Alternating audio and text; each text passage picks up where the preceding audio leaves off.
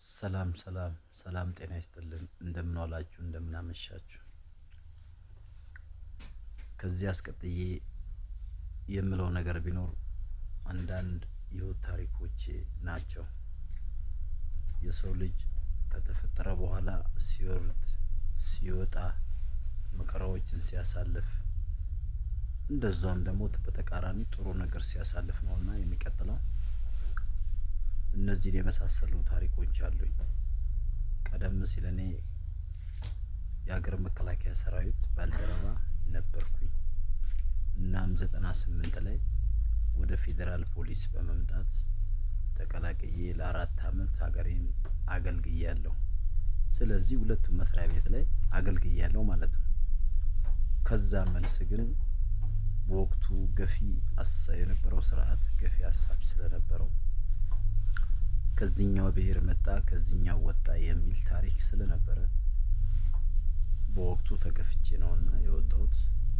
አጋጣሚ እናቴ ያዘን ነክቶኝ ነበረ። ያን ነገር መቋቋም አቅቶኝ ነበር። ሕክምና ላይ ነበርኩ። ገፍቶ ሊያስወጡኝ ችሏል። ከወጣሁ በኋላ ግን ወደ የሄድኩበት ወደ ሰራዊቱ የተቀላቀልኩበት አካባቢ የተመለመልኩበት አካባቢ በመምጣት የተራ ማስከበር እድሉን ሊሰጠኝ ችሏል። በወቅቱ ኮልፌ ቀራኒዮ ክፍለ ከተማ ነበርና ተራ እንድገባ ረድቶኛል። ያንን ተራ እየሰራሁ ትዳር መስርቼ 3 ልጆች አፍርቼ ቤት በመከራየት ልጆቼ ትምህርትን በማስተማር ነበርኩኝ።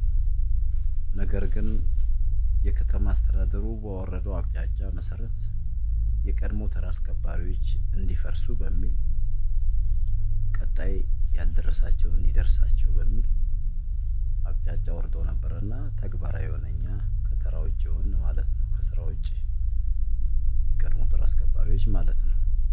እኔ እንደ ግል ሳወራ ከዛ በኋላ ምንም አይነት የምሰራው ስራ የለም። ነገር ግን አሁንም መንግስትን ማገልገሉን አላቆምኩም። ሀገሬና መንግስትን ማገልገሉን አላቆምኩም።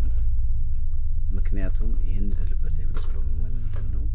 ቤተኛውም ተሳትፎ ስላለው ማለት ነው። ዞሮ ዞሮ አሁን የማሳዝነው እኔ አይደለሁም። የማሳዝነው ምንም የማያውቁ ልጆቼ ናቸው። አንደኛ የምኖረው ቤት ኪራይ ውስጥ ነው። ሁለተኛ ልጆች ሰው ከተፈጠረ መኖር ይፈልጋል፣ መብላት ይፈልጋል፣ መልበስ ይፈልጋል፣ መማር ይፈልጋል። እኔ በቂ ትምህርት ሳላገኝ ስለቀረው ነውና ይህንን የስራ ማጣት አደጋ የተጋረጠብኝ። በቂ እውቀት ቢኖረኝ ኖሮ የግልም ሆነ የመንግስት መስሪያ ቤት በመግባት እያገለገልኩ ልጆቼን ወደፊት እኔ ያላየሁትን እውቀት እነሱ እንዲያዩት በማድረግ በመፍቀድ ጥረት በማድረግ እቀጥል ነበር። ነገር ግን ያ ነገር ስለሌለኝ ያን ማድረግ አልቻልኩም። ከተራ ስንፈርስ ተጨማሪ ስራ ቀጣይ ሽግግር የሆነ ስራ እኔ በግል አላገኘሁም። ጥሪ ያለው አላገኘሁም። ምክንያቱም እስካሁን ያለሁት አንዳንድ ደጋግ የሆኑ ኢትዮጵያውያኖች ሁሉም ባይሆን ባብላጫው ሁኔታዬን የሚያውቁ ጓደኞቼ የቤት ኪራይ በመክፈል አስቤዛ በመግዛት ልጆቼን አይዞ በማለት እንዲሁም አዲስ ከተማ ክፍለ ከተማ ወረዳ 12 አመራሮች ዋና ስራ አስፈጻሚ ወይዘሮ ተዘራሽ ገብረመድህን የመሳሰሉ በማዋጣት ጓደኛዬ እነ ካሚል እነ ወንድሹ ገረመው እነ ካርሎስ የመሳሰሉ በማዋጣት የቤት ኪራይ የ3 ወር የ2 ወር በመክፈል እስካሁን ድረስ አድርሶኛል። አሁንም የተለወጠ ለውጥ የለም። የመጣ ነገር የለም። ያገኘው ስራ የለም። አሁንም በቤት ኪራይ ነው ያለሁት። የተከራየሁበት ቤተሰቡን እያስቸገርኩ ነው ያለሁት። የልጆቼ ሞራን እየተነካ ነው ያለውና ምናልባት በባለቤቴ መልካም ሀሳብ አመንጭነት ሻይ ቡና የምሰራበት ቦታ ለምን ከኔ ጋር አሰራም በሚል አንዳንድ የስራ ፈጠራዎች ምናልባት እርጥብን የመሳሰሉ ሳምቡሳ፣ ቺፕስ በመጥበስ ራሴን አፕዴት በማድረግ የነበረኝን የስራ ተነሳሽነት ሞራኔን እንዳላጣው በማድረግ ወደዛ ጋር ወደ እሷ ጠጋ በማለት ያንን ስራ እየሰራሁ እገኛለሁ።